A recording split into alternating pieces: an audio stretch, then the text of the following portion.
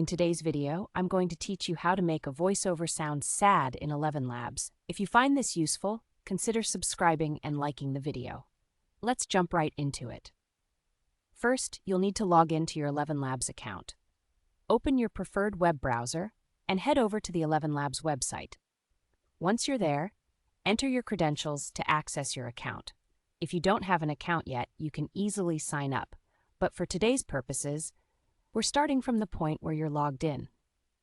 Now that you're in, our next step is to set the right model for your voiceover. Click on the text-to-speech feature, which is usually pretty straightforward to find.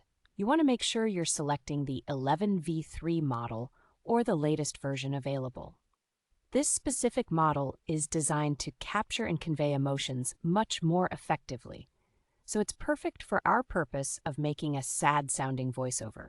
As we move on, we'll want to add emotional context into our script to get that sad tone we're aiming for. In the text box provided, you'll type the word sad in square brackets wherever you want the voice to take on that sorrowful quality. This helps the software understand exactly how you want the voice to sound at those specific points in your text.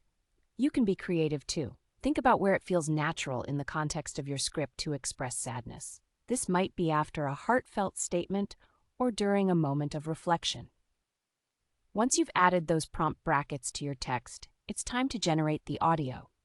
Take a moment to review what you've typed, ensuring it flows well and effectively conveys the emotions you want to express.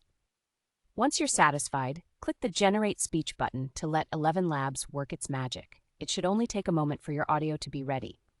After the audio is generated, it's crucial to listen to it carefully. Play back the audio to check if it indeed captures the sad tone we were looking for. Listen for the nuances, the pacing, and how the emotion translates through the voice.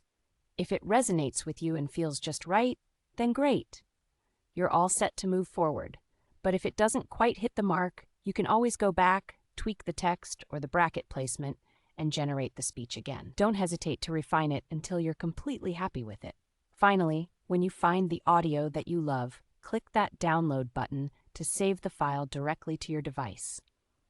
This way, it'll be handy whenever you need to incorporate it into your project. And that's all there is to it.